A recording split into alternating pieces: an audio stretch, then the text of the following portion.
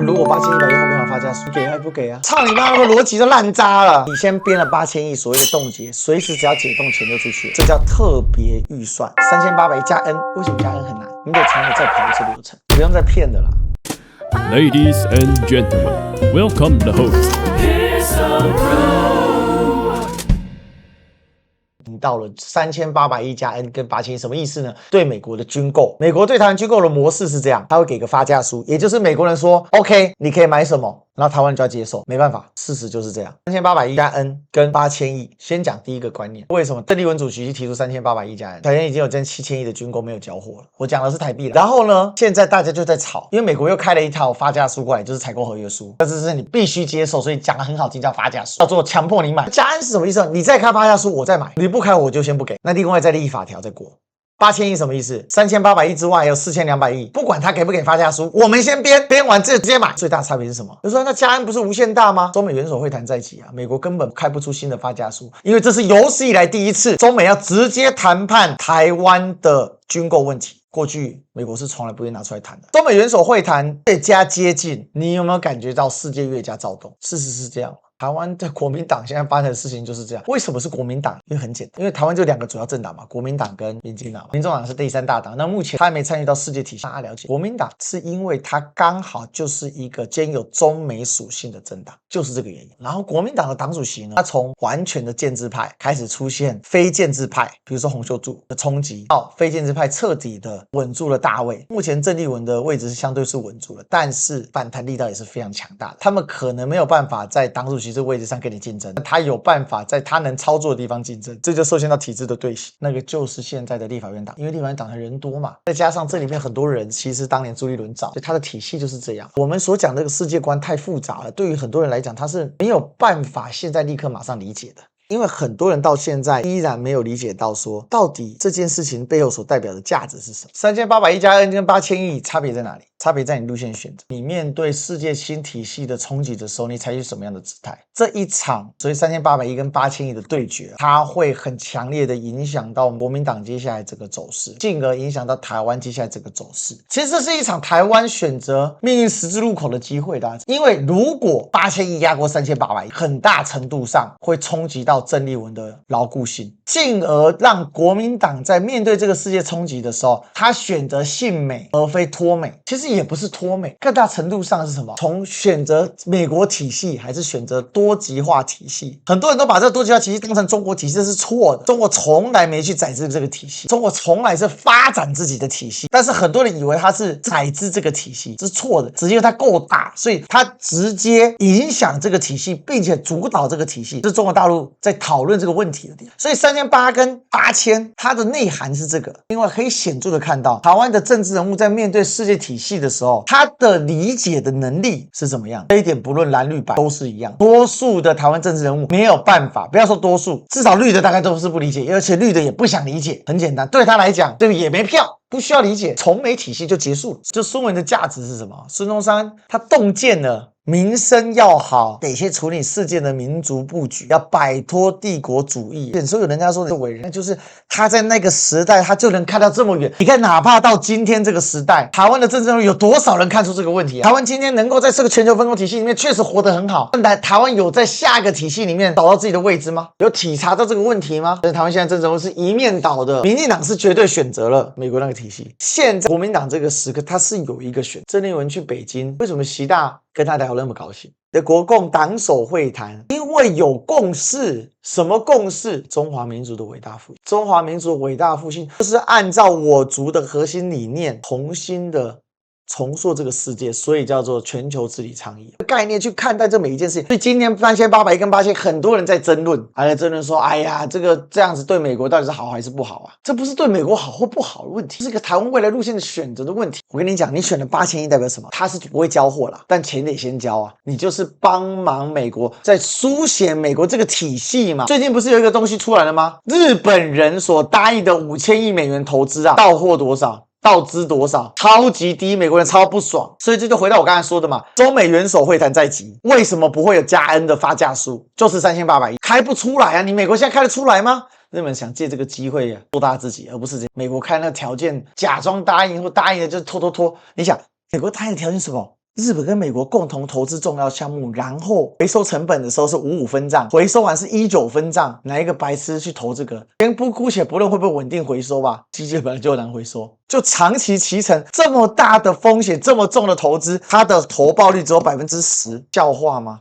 日本人也不是傻的他就答應又怎麼樣？拖嘛，大家都在拖嘛，拖什麼？拖川普下去，只是每個人拖川普下去的邏輯不一樣。日本、歐洲拖川普下去的邏輯是希望下一任美國總統可以回到有美國的美國世界秩序裡。中國大陸跟廣泛的南方國家是要拖到美國露出底褲，這是根本核心的不一樣。兩個期待值是不同的，一個是期待回到美國主導的美國世界體系，一個是期待多极化世界體系逐步的平穩的替代美國體系。其實它不會逐步也不會平穩但是相对逐步平穩，因為再打就世界大戰嘛，世界大戰就要丟核彈嘛。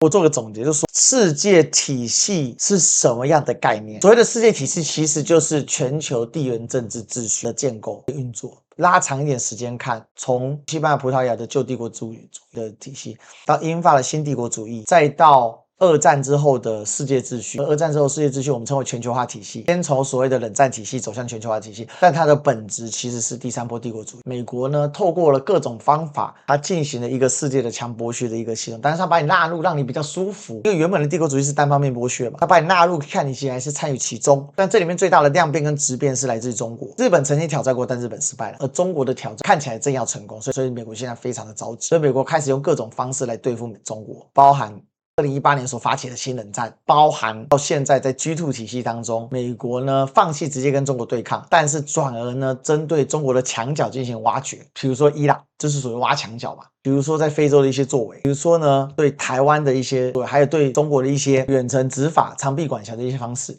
整周事件都可以納入這個概念的。然後我們看到的事情，當美國放棄，他也沒有真正的放棄。霸主從來不會自己下台，他只有鬥敗而走，而不會自願下台。誰他媽自願下台？所以他只是調整了一些位置，只是因為美國的誤判他沒有想到伊朗這麼硬。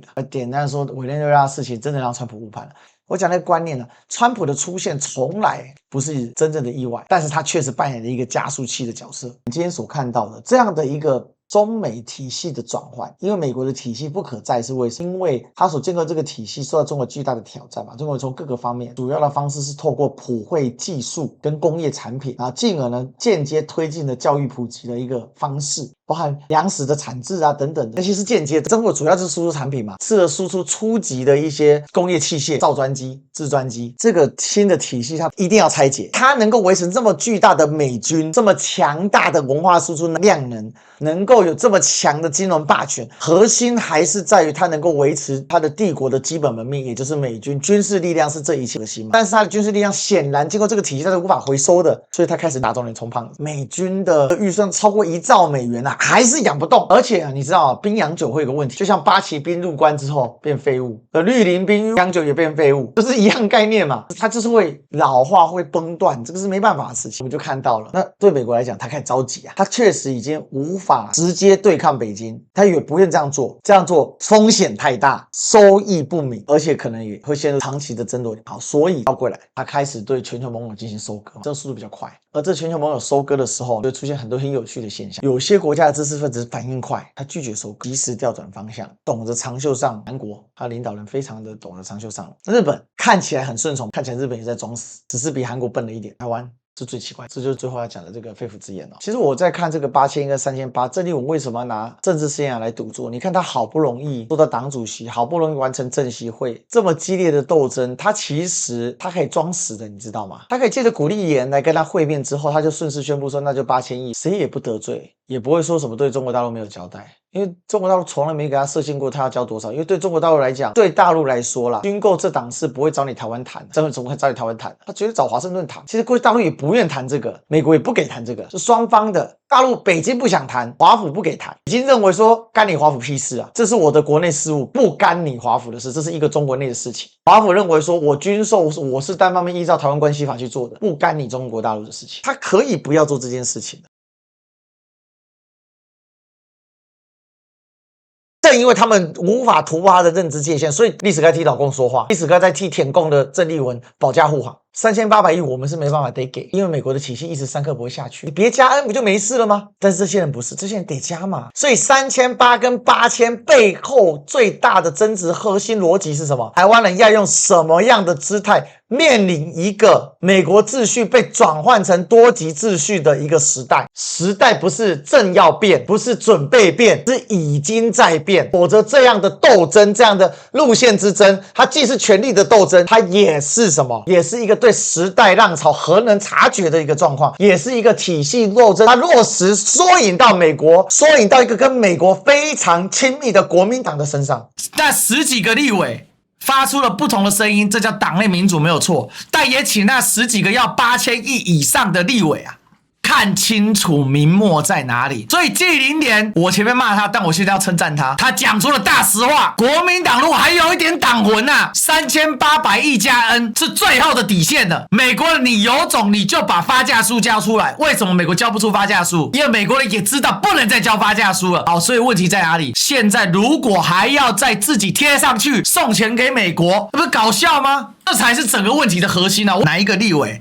今天3800億加 N 拉到8000億，然後黨中央已經把問題給說清楚了，他下次選舉一定遇到巨大困難。老百姓問你為什麼交了1兆不夠，還在自己加碼4200億？他們現在完全顛倒是非啊！那一天本來是要表決的，是因為給在場有希望8000億的人面子，不然那一天表決完了，今天就是黨版，党版就是黨團總召版，比主席更堅持的是總召，最簡單的道理嘛，7000億加3800億都破兆了啊！上兆元的東西是空氣呀，你覺得交得了貨嗎？大家都知道，習川見面之後，這東西可能都交不了貨了。所以為什麼那些支持8000億的人基本上都很低調？所以民進黨的垃圾就在這裡嘛，瘋狂送錢子，為什麼？討好美國人，鞏固好他這個搖搖欲墜的政權啊。接下來就是國民黨最大的問題，你明明知道是這個樣子，還拼命的要幫忙加碼到8000億，還給不出合理的解釋。請問啊，你有辦法面對你的選民嗎？你有辦法面對老百姓嗎？你有办法面對台灣人民嗎？所以你看这次跳出來叫的特別大聲的，都不是那些立法委員，都是大佬，不管是躲在後面的大佬，或者現在已經跳出來的趙少康，講的特別大聲。你真當軍購就是保護費哦？我告訴你，就繳錢給美國啊，美國都不一定來啊。看看中東王爺們，伊朗揍成什麼德性了？鼻青臉腫。沙特阿拉伯給美國人繳了多少錢？有用嗎？沙特阿拉伯面積多大？你查一下，210萬平方公里，人口3500萬，繳了50億美元年費 ，OK 解決。人家派1.2萬的空軍直接進駐沙特，這叫保護費。沙特阿拉伯面對的是伊朗啊，我們面對的是中國大陸啊，世界軍力第2強啊，東亞之內的美國也怕他啊。都知道不講道理，所以請問有哪個邏輯是對的？把邏輯跟我講。川習會絕對談對台軍購，去年就已經在講，所以你撐過川習會，我告訴你，搞不好 N 1塊都加不了。川習會，川普現在難受啊，中東打嗎？日本現在在鬧，有沒有心思想日本？歐洲現在甚至北約峰會不想開了，你怎麼搞？你美國自己把每一個框架都打爛了，你看怎麼搞？有人透過美國那邊在放假消息，說有發價書要出來，美國人要錢最快，真要是有發價書，馬上發價書就出來。川普被判關稅違憲，馬來西亞總理安華跳出來說，美國跟馬來西亞的關稅協定作廢。美國說什麼？4個字：川普自顧不暇。民進黨要1.25兆，1塊都不少。還有，我跟你講，我再澄清一個謠言哦。有人說民進黨的1.25兆從頭到尾就是沒有要讓他通過的意思，這是個天大的謠言。民進黨是真的鐵了心要1.25兆，他1塊都不要少，因為他認為他們有機會拿得到。說的趙說的謊還不夠多嗎？趙少康說中共介選國民黨，請問證據在哪裡？結果自己拿出來的介選的數據從頭錯到尾。那如果照這樣的話，趙少康已經偽證罪去坐牢了，因為他指控鄭麗文被中共介選的數據都是錯的。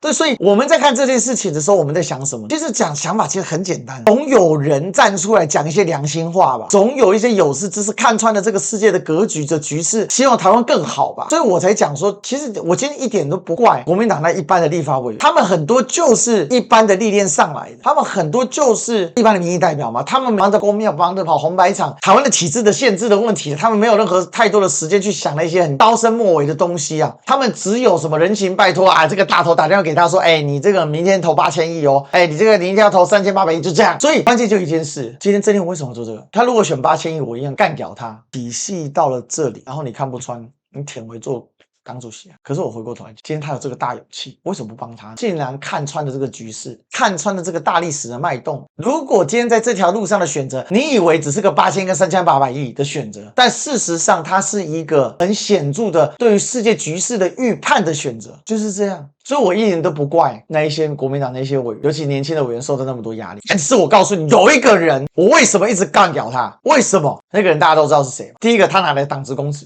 躲在他的媒體後面。搞封殺之實，講了一副大義凜然，真大義凜然嗎？這是為禍台灣，就是他跟他後面另外一個輪兩個聯手在搞這件事。早在3月5號，黨團就通過3800億加 N， 這個時候跳出來搞這麼多事情，他到底有沒有一點點？你不管你他媽的，我根本不想管你說你到底什麼背後愛什麼，就一件事就好了。你就每天在那邊開口閉口說你怎麼家國幾任這些東西，恬不知恥。按照國民黨的黨章黨規是罷不掉黨主席，但是這一局是顯著奪權。可悲的是什麼呢？為了個人的奪權啊，去犧牲掉台灣在這一場世界體系的變革當中本來有的僅剩不多的機會。本來國民黨順3800億要過了，就這些人為了自己的私利，動用他們的殘存的這些影響力，百足之蟲，死而未僵嘛。本來形勢是大好的，沒錯，跟北京都溝通好了，也準備去華府溝通了。他們整天抓的說鄭麗文要選總統什麼的，我告訴你，鄭麗文心態很簡單啊，你行你上，真你都不行，我會上，總得找個人上，就看誰上最好。他邏輯就這麼簡單，他的個性就是這樣，但他們不會相信的，因為為什麼？他們沒有什麼你行你上，我行我上，他們哪管那個？只有我上，成功不必有我，但沒有我，你必然不能成功。我沒想到國民黨的形勢會變這個樣子，不是就再撐個幾天嘛？距離14號就剩幾天？8天，還好今天又沒投票。我跟你講，這也不是還好。如果今天真投票，我是認為8000億會輸了。就你退一萬步講，你都不要說，就一件事就好。民進黨1.25兆，你國民黨8000億，請問你跟民進黨有什麼差別？再來，7000億沒交貨，還有人說什麼啊？就其細項看看有什麼沒有交，什麼有交，就講一個就好了。F16B 再不交貨啊，人家5代半都要出來啦，6代都在試飛啦，他媽你還4代半，你還不真的4代半呢？F16CD 啊，就升級 F16B 也是假的 F16B， 因為它光是它的這個整個設計就不一樣，這種東西還要自欺欺人，給了你就是助力這個搖搖欲墜的美國世界體系，說美國的秩序體系再延壽。再給他點香，再給他點個續命香，再給他送條續命膏，就這麼簡單。8000億就是這個概念，就再多送4200億台幣，以軍費之名的續命膏。而美國人自己因為壓迫於中美元首會談的迫近，他們自己都不敢要這4200億了，他只敢要3800億，不會交付的，已經美國媒體做出來了嘛。5-6年內難以交付，因為美國自己都打光了，他連戰斧巡弋飛彈都補充不了，更別說愛國者，美國自產的愛國者都不夠用，現在都叫日本產啊。可是這是一個可悲的現象。我跟大家講，他們現在有很多非常唬爛的理由，什麼3800億加案會比8000億還多，8000億就鎖死上限了。那我就問你啊，如果照他的說法啊，如果8100億後面還有發價書呢？你給還不給啊？你給還不給啊？他說加案又有發價書，可能會超過8100億。那我就問嘛，如果美國人8100億會再給發價書，你給還不給啊？操你媽，那個邏輯都爛渣了。沒有發價書你就等着送，那他真發價書來的時候，你送不送啊？那萬一美國人說哦，這8100億之外的發價書呢？在騙嘛，邏輯自己都衝不上，我就不懂了，哪來那麼多邏輯通不上？你說凍結，那到時候他來跟你吵一個什麼？他說你現在如果不先動用的話，到時候發價書不會來哦。請問你動不動？我跟你講，你只要但凡框了8000億出去，3800億加跟8000億差別最大什麼？這叫特別預算。每一次這個預算要編出來的時候，他就必須開一次會，走一次全流程，非常麻煩，所以它的監督力量能非常大，因為它從提案開始，從頭開始跑程序。所以你先編了8000億，所謂的凍結，隨時只要解凍錢就出去，隨時改變主意，解凍條件改變就可以出去。3800億加 N， 如果美國人跟你說哦8100億哦，你那4200億動的時候，我另外給你500億發價書，那你4200億動不動？所以我才說趙少康真的很糟糕，他所講的那每一條理都足夠扇他10個巴掌，他自己扇他自己巴掌。但問題是，他作為一個媒體大亨嘛，他壟斷了一些話語權，或至少他有部分的比較大的話語權。然後更惡心的是什麼？說3800億都是中共的走狗，這種話他敢講出來？他花了一大堆時間罵紀凌蓮子，因為紀凌蓮講了一句如果，結果自己講如果支持3800億都是中共的走狗，他自己不用檢討自己。我告訴你，這世界是這麼荒謬跟可笑。